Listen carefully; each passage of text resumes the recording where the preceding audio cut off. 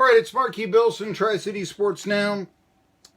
I mentioned before the hockey playoffs, I'm the only guy that really gives you a lot of hockey here, and tonight, now it comes to fruition. A lot of people with the Predators hockey games from last night, we want to get to them. I know that last night, the Sharks and the Golden Knights, or the the Vegas Golden Knights, were playing, and it was a late game.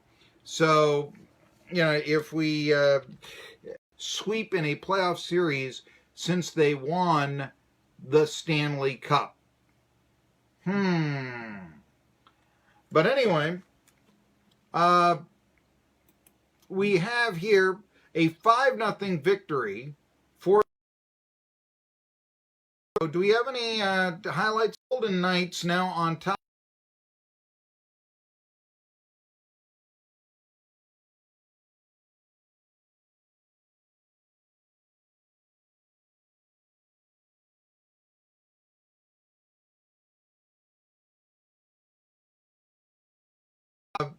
Who had a hat trick for the Golden Knights, talks about stepping up series lead. I'm sorry. Anyway, a 3-1 series lead. And the Sharks, they're back to the wall. This is Gerard Gallant. They played like they were a desperate team. They were the hungrier team for 2 periods, and they played really well. And Fleury was the difference in the first 2 periods. And I thought after that we played a great start, and it just and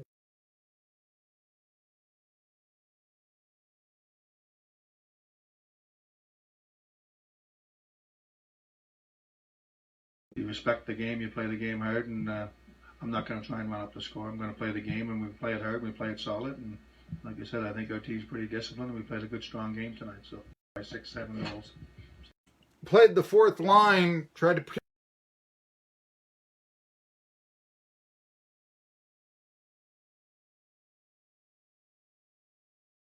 go to the second round of the playoffs and defend their conference title. I mentioned this. This is in opposition to really, you look at the teams, and I was thinking all the local teams, if you want to call them that, the Hurricanes, the Predators, and yes, even the Blue Jackets, all still alive in the playoffs.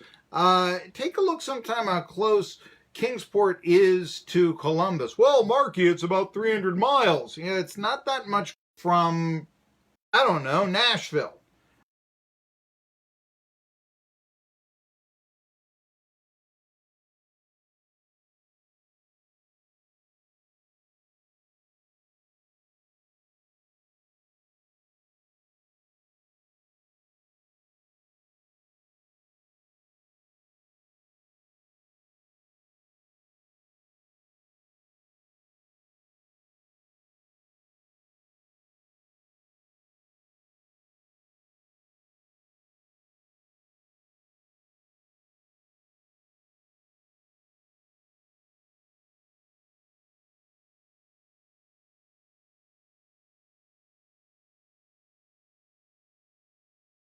The goal that gave the Blue Jackets the over to Dubois, puts it in front of the spot, and a score!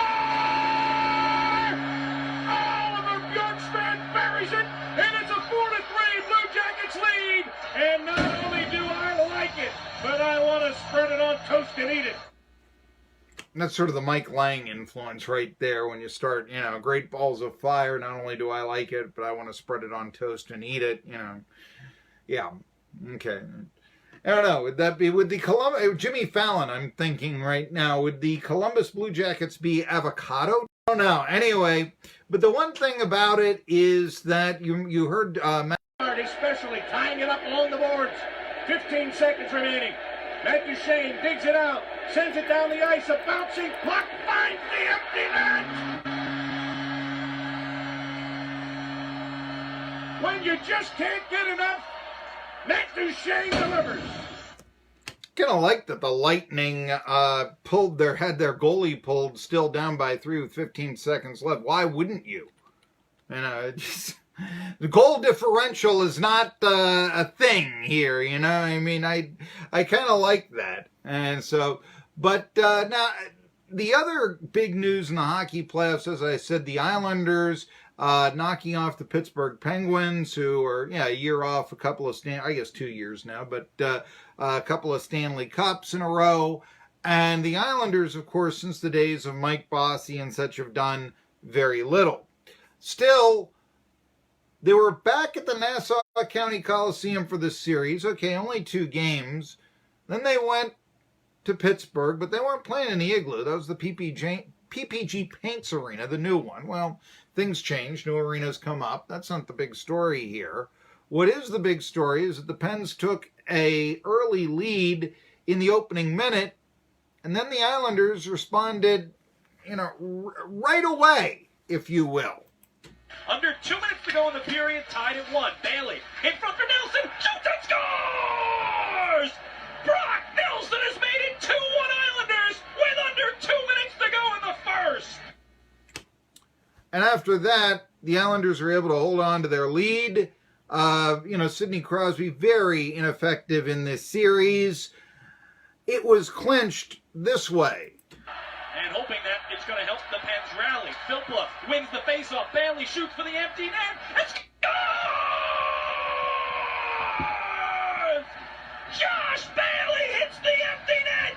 It's 3-1 Islanders with under 40 seconds to play. Come to think of it, I think that the Pens kept Matt Murray out still when there was 2. I'm trying to remember, really. But it really wasn't much of an entertaining series. 4-0. With the Blue Jackets, you just sort of dropped your jaw. With the Penguins, you're really really? You're going down like this? But I got to give it to the Penguins. A lot of times I notice around here, delusional fans. They'll blame everybody but their own team about a loss.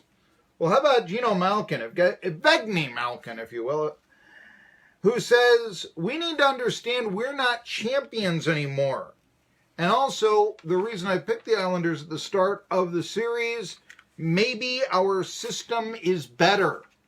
Those were his quotes, and frankly, they were hungry. They wanted a little bit more. They were blocking shots. They forechecked, backchecked.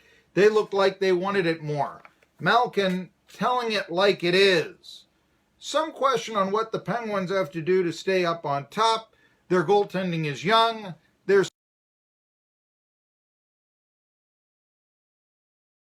pick that up. In a week in which Tiger Woods wins the Masters, I have a tough time believing, despite Malkin's critics because of his plus-minus average, that he's done. Sort of like saying, well, is P.K. Subban done? Look at his plus-minus. Yeah, you're not ready to really do that. He's one of the greats. Crosby's one of the greats. So you give them the benefit of the doubt. Question is, do the Penguins have enough speed to, outside of those players, to compete? The answer is no. That's been a key with the Predators. Do they have enough speed to win the Cup this year? We'll know more after tonight, and also after